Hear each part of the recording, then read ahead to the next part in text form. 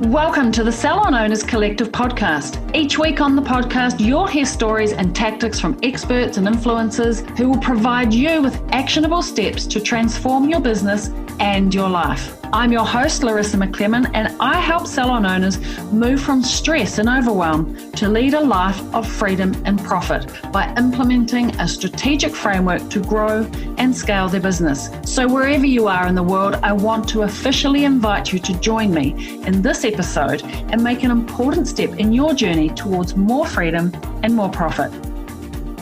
Opportunity always comes out of crisis. And we did go through a huge crisis in the past few years. That's the C word, COVID.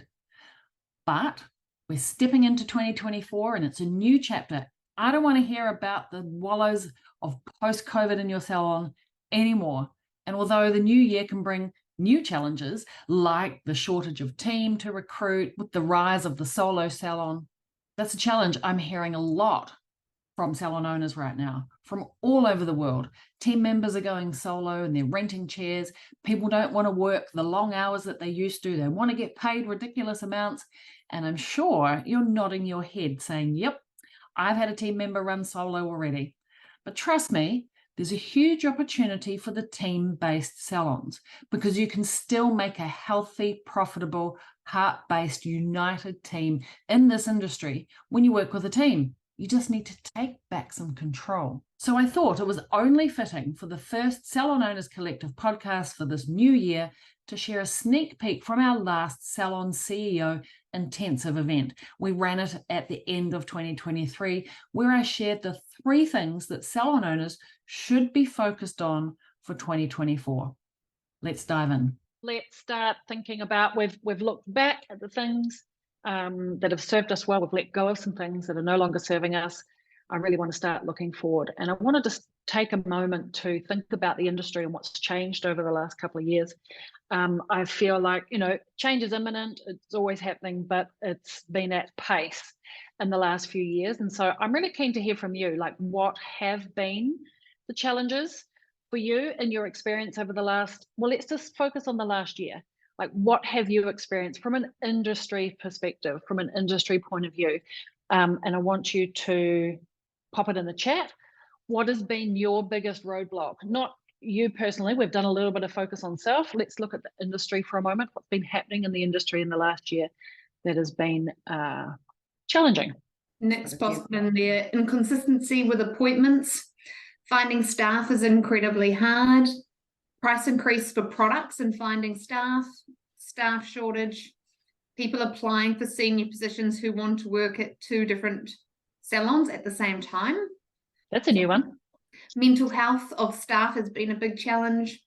The rising cost, minimum wage, people's spending habits, staff costs, rent increases, staff that don't want to work full time anymore, the rising costs in client retention, rising costs and staffs, better respect for the beauty industry. Yes. Oh, yay. I love that. Okay. I totally hear you. This is, do you know what? It's not unique to just us here. This is a global, and it's not just unique to this industry. Prices are high, so profits are dropping. And being able to put our prices up, it has its limits to how much we can get away with. Teams are demanding more. They're wanting a bigger piece of the pie. We have to pay more to recruit. And as an industry, we have to adapt. Consumer spending is down, or is it? It's debatable, but one thing is definitely sure is there is longer gaps between appointments for clients to manage their own costs. It feels like there's a shortage of talent and teams are leaving either the industry or they're going solo. There's a rise of the booth rental, solo suite owners, people going home. And so there's a lot of questions. People are asking me, are the team-based salons dead? What becomes of the future? But I want to reassure you, people are recruiting, salons are growing, and there is profit. And there is profit right here in this group. The numbers show us the truth. People are growing successful salons and recruiting more than 1 or 2 at a time sometimes. It's happening right here in this group right in front of us. But I think what's happening in this industry is the gap is getting wider between team-based salons and the solo salon, because the solo salon is on the rise, and it is actually puts pressure on team-based salons, but I think it's good pressure because it forces us to innovate when new markets start to rise. The mistake that we can make as an industry of business owners is we can get caught up in the doom and gloom of post-COVID wallows, thinking that there's a recession, and feel a bit in despair about the changes that are happening right at our feet. And a lot of people I know at the moment in the industry are scratching their heads thinking like, everything's changed. How do we respond to this? And it's tempting, because this is a conversation that comes into my inbox a lot, is do I need to change my business model? Do I need to move with the times and the changing tide, renting a chair? And how do I capture that solo market, given all of the changes and prices and mental health and all of those things? And I think it's a problem, that emerging market or the change of the tide, it's not a problem that we can solve individually, although it's true what got us here going forward is not going to get us there to where we want to go. And we can't complain at the change. We have to take control back into our own hands, if you will. It's time to get out of the wallows, and it's time to let go of the post-COVID. That's one of the things that I wrote in my letting go of. I want to let go of everything's changed in the last 3 years post-COVID. I feel like I'm done with that now, and we're in a new place, and I want to look forward from where we are and get back in the driver's seat, take matters into our own hands, and take back some control over our business. And I know that there are people making a killing in this business, and you can do that too, because they're here in this group. So it's time to pivot, but I want to make sure that we don't throw out the baby with the bathwater, and that we focus on managing what we can control and stop worrying about the things that we can't, and reset our business into a new type of market. Because one thing is true, what got us here is not going to get us here. There needs to be a shift in 2024 and beyond. And one of those things, like I said, salons are closing or being sold, and it's the rate at which that's happening is starting to increase. I guess it takes a little bit of time for the fallout to come apart, because business is not for the faint-hearted in the 20s. And when the going gets tough, I think the tough need to get going. And to fail is not, it's not a fail to bail. Does that make sense? Like it can be a choice to move towards other things. And there's opportunity that always comes out of crisis. And as a number of salons get smaller, the number of 1 and 2 size salons is increasing. There's more team movement as doors close. And I think there's an opportunity for those building team-based salons. The gap, of course, is growing, and the larger format brands will grow. This is an opportunity for the bigger businesses to get bigger. There's going to be a gap in the middle, I think. And so I think it's a good thing. More salons and brands will emerge. And I want you to hold on to that word brand, because to dominate in the team-based business, we need to build a brand. And we can't get lost in the middle gap. I think the rise of the solo owner, it's not it's not been around, but people are chasing freedom, flexibility, lifestyle. And they want more money to match the lifestyle. So that means more per less, if you know what I mean. Some people are prepared to earn less to have the lifestyle. So I think the demands are changing. People want to work for themselves. Charging your own prices or feels appealing to a portion of the industry. And I think if we're not careful, we can feel threatened by this as a team-based salon owner as that gap widens.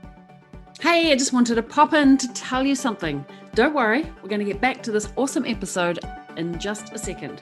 Now, if this sounds like you, listen up. You have a team. You love your team, but you're sick of wondering why and wishing your team would make their sales targets. You want them to be smashing sales because it shows that they're actually looking after their clients really well. Like, imagine if you could have a way to make more from the clients that you already have, increase sales without spending more on advertising. Well, it's totally possible, and I want to help you. And I want to help you do it with ease, in a classy way. No hard and dirty sales tricks here. Ways to serve your clients, make more, because everybody wins. The team, the client, and of course, you, the business owner. Now, if you want to find out more, just DM me. and let's chat. I'll make a plan for you. I'm also going to leave a link for you on the show notes of this episode. All right, let's get back to the episode. But I think we have to recognize, as a new market emerges, the competition keeps us on our toes and it keeps us in the fight to grow, but it makes us innovate as an industry. And I think that's a good thing. I want you to hold on to that word, innovate, because it's tempting to try and compete with the solo owner or the rent-a-chair or the booth rental or the suite salons that are popping up. And I think that's not the right move for team-based salons. I think we dilute and erode what makes a team-based salon great. And when we try to be all things to all people, we actually serve nobody, and we don't do a good job at either. So I think team-based salons shouldn't compete with the solo market. We're not in the same market. It's a completely different market. And just remember that being solo is not for everybody. It's lonely to be solo. It has some upsides, but it also has a lot of downsides. I already am seeing a remigration of some people coming back into a salon environment, right? And it's our job not to become more like solos and try to behave or compete with that, because I think what is the worst thing that we can do for our business is try and be hybrid, but stick to being awesome and doubling down on being a team-based salon, right? And doing it better than the others, doubling down on being exceptional. But I think building a brand, and it's a bit like they're apples and oranges, and we don't want to try and be the other. I think opportunity comes out of crisis, and as a number of businesses get smaller or leave the marketplace, the team-based as a wider industry becomes stronger. And recruitment, I know, feels tricky right now, but I think as a brand, I think that's a branding problem. It's not, I wanted to say it's not the stylist or the therapist problem. It's probably equal because, you know, as a new emerging age of people that are now coming into the workforce, they're more picky, they're more savvy, and rightly so. So they should be. Probably we should have been a little bit more like that. I'm speaking about my own age group when we were younger. But if they're not looking for a solo gig, they're looking for two things. And one is a proven method to success. This is the generation who can shortcut and get any piece of information that they need. They just need to type in how to do whatever the hack is that they're looking for, or they can Google it, or they follow XYZ influencer to get the know-how. So they want the proven method to success, because it's harder to go and piece all the pieces together by going to social media and to Google and all of the things. But if you can provide the formula, be the career influencer that they need. Be the ones that they're going to follow. Show her and show the market the way that you have a formula for success. This is why you're here.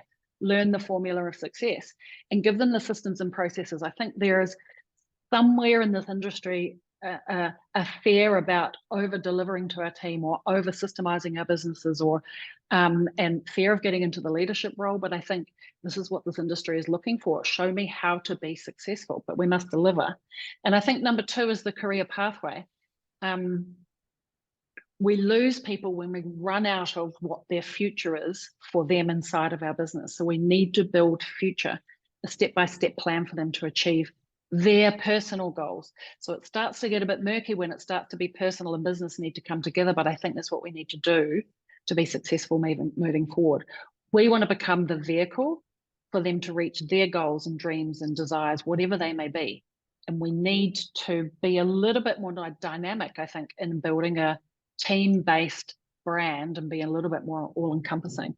So the best way to retain our teams, it's one thing to attract them by saying, I have the formula to your success, but to retain them, we need to be able to keep them by giving them that pathway. And I think the best way to retain, that is the best way to retain them. Do I get a pay rise? My financial future goal, but also what else is there? What is my career pathway progression? And there's a couple of pathways. There's leadership. Well, you know, once you've cut the hair, you've done the skin, you've achieved the goals, and you're at the top of that, they're looking for something else. So there's a leadership pathway. There's a creative pathway, there's an educational pathway, or there's even a pathway outside of your own business while still maintaining employment inside of your business. And that kind of hybrid role, I think, has space in our industry. So that leads us really to the responsibility for us as the business owners. How do we deliver that to our people and keep the margins profitable for all parties? Because costs are rising, wages are rising, and we have to manage the sales coming in with the costs that are going out, because we don't want that margin to be squeezed so tight that there's nothing in it for us. Otherwise, what are we doing here? We might as well go and get a job for somebody else. And so I want this, if it's not already and you're not playing the game, I want CEO Dash to be on that game plan for you, because that will give you the knowledge and the story to make sure that you keep your margins, and how much can you stretch with the rising costs and paying more with wages. And how do we lead them to, so we can pay them more? So that's the first of our responsibilities. How do we pay them fairly? Keeping up with rising wages, balancing costs, prioritizing a workforce that doesn't necessarily want to work how we used to work or how we are prepared to work ourselves as business owners. And I think the right environment, or the best way to fairly pay and reward, is a hybrid system, and that is paying them an hourly rate to show up. Like, we want them to show up and participate, be part of the business, and commit to how much they're going to be with us inside of our business. Bonuses for reaching targets. That means we have to have clear targets and expectations of what it is that they want. They want that. They need to know the rules of the game. You don't want to throw them on the soccer field but have forgotten to put the goals there and put no lines on the field. They need to have clear targets and a reward for achieving them. When you get the basketball in the basket, you get the point on the board. So you need to have a point on the board for achieving the goal. And then commission removes the income ceiling or the productivity ceiling. And I think that hybrid approach kind of covers all corners in terms of creating a career pathway and a good place to work. Do I get a pay rise here in Salon Mastery allows you to deliver those while managing your margins. So you know that when your team are in commission, you want your team to earn commission. And why I emphasize that is often the question that's asked to me is, I don't know if I can afford another team member. And my answer is, you can always afford an income generating person. You can't not afford an income generating person. The only caveat or asterisk is if you haven't nailed how to attract clients into your business. That'll be the only asterisk. I don't particularly love commission only. I mean, it's not so bad, but there's no minimum to make people show up and feel like they're belonging to the team. Renter chair and booth renters, I just want to touch on that because it's a question I get often: should I do this in response to not being able to find good team members? And I say it's the fastest way to become a landlord. And you solve a small problem now and create a huge problem later in terms of building career for your team. And I think it erodes building a team-based business. So then I think we must build a culture of winning. We have to remember that we're in a commercial business and that we need to think like salespeople. But if we do it right, a culture of winning is where everybody wins. And the first person that needs to win is the client. The client needs to get what she wants and what she needs and what she didn't even know that she always wanted and always needed. That's the type of experience that she needs to have. And when she spends more, if you can put those systems in places, when she spends more, that's when she actually becomes the better client. I did some research, it was quite a few years ago now, about there was a strong correlation between client retention and average client bill. And what I observed is that the higher the average client bill, the higher the retention, not the other way around. And so that told me, as clients make better choices, get offered or are consulted better, get offered more services, they spend more, and as a result, become better clients. And I think there's a perception that when the client is better and loves me more, then she'll spend more, and I actually think it's the other way around. So if we can get our client to win, our team members win, they earn commission, they can have the money that they want to live the better lifestyle. Those two are intrinsically related. And when she wins, and if you can trust that when your team are in commission that your business is winning because you've got the margins right, then you can focus, then you get the win as the business owner in terms of profitability, your own freedom and lifestyle. And because retention, or rather I should say, because team change is expensive, retention has to be high on your game plan, team retention. And I think if we can get that winning culture formula right, then it becomes a self-fulfilling prophecy, maybe is a good word. So I think the last kind of point on that in terms of focus for next year, and as we build a winning culture, I think we need to focus on how do we get potentially less clients to spend more. And I think we need to move away from thinking that we're creative or we're in the service industry. And like any business, we've got to adopt a focus of actually we're in the sales industry.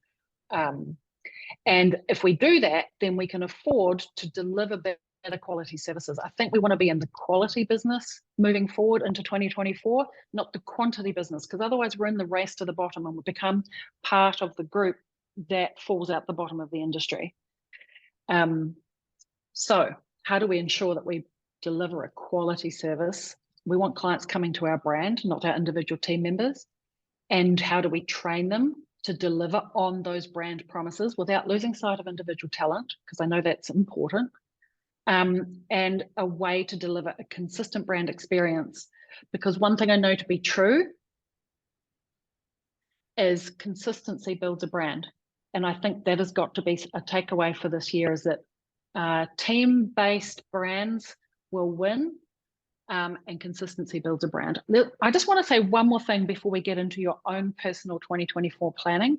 I think we can't ignore times are changing rapidly when it comes to AI, automation, and technology, and we can't rest on our laurels. We've got to elevate our brand using technology, otherwise we get left behind. So there's a couple of key things I want you to think about. One is automation. When margins are tighter, let's use technology to automate anything that we can put on set and forget.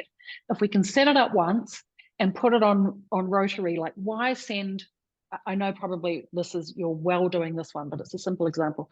Why send individual text messages when you can automate that process? There are a lot of things that you can automate. Create the system. Humans create systems, they sanity check systems, and then you want to automate as much as possible. And that's going to help you save margins in 2024. I think AI, is already part of our future. And I think the opportunity for us as business owners is that it can support our brains. I don't know about you, but as a business owner, I can often get busy and overwhelmed, or I need to know so many things that I don't necessarily. And AI can help our brains. There's a couple of ways that it can help us. Legal obligations. It can fast track and save us a heap of time, problem solving. It's like talking to a master brain human being. And I want to encourage you to not be fearful of it. Do you know that AI can do your color formulations? Like actually you can get your AI to do your color formulations, save you a lot of time, and save a lot of learning and training for young people. Social media and the written content obviously is a really obvious, simple one. I just want to say, doesn't matter what AI says, I love AI and I use it a lot, but always check with your human brain. That's just my little asterisk. It's not so smart that you can't include a human. You must always check a human. I think consumer behavior, operational efficiencies, market trends, I think we can use AI for that, and customer service, client messaging, and automate lots of those types of things. So that's my thought on AI. I think it's time to adopt it slowly, gently. Technology, I think, has room in our salons, and I think it's time for us to turn around and have a look, especially if we want to take an edge. Whether it's using technology for the client experience, the mirror experience, I think it's pretty amazing. Consultation and notes, doing that digitally, reminders and bookings and automating those types of client experience things. I think it's time to make space for that in the coming year. And then the last one I want to throw at you actually is using remote services. Again, one of the challenges for us is rising costs and pressure on our margins, and we want to protect our margins so we can be in business tomorrow. And using either AI or an actual real human at a fraction of the cost and tapping into a global market, for example, virtual assistants in the Philippines and so forth, I think is something that we should consider, because there's a lot of automated or on repeat human tasks that you can outsource at a fraction of the cost. Now, I know my mum was the first one to ask me this. She said, how could you take away jobs from the local? And I said to her, well, actually, these are tasks that either wouldn't get done or I would be stuck doing them at 11 o'clock at night, because I couldn't afford to pay someone locally to do those tasks for me.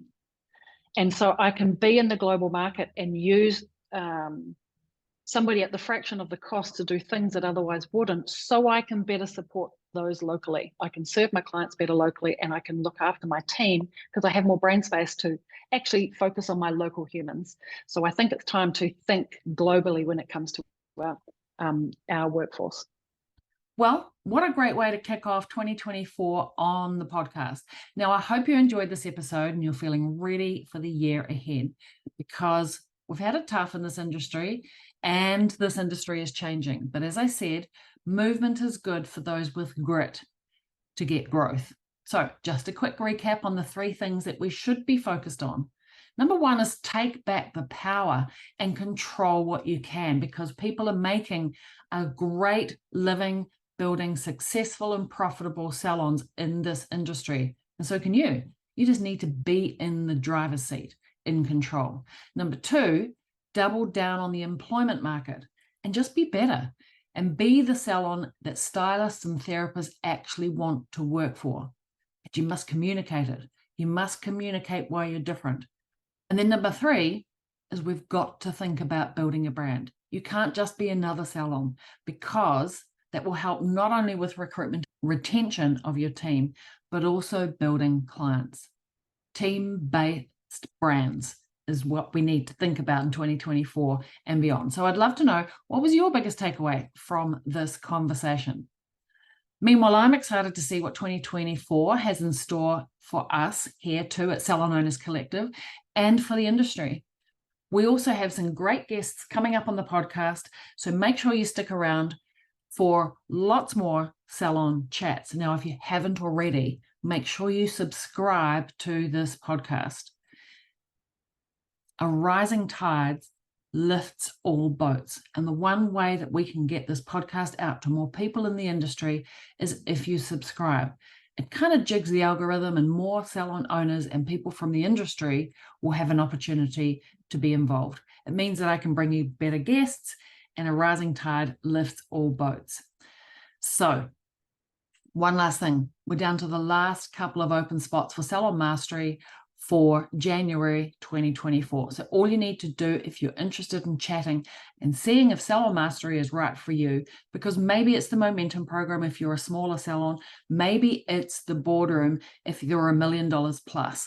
But let's chat. All you need to do is click the Apply Now button on the show notes of this episode, and I'll be in touch. Hey, ciao for now. Make sure you take it easy. Give yourself some white space before you get back into the craziness of the new year. And I really appreciate you being here. See you next week. Thanks for joining me on another episode of the podcast.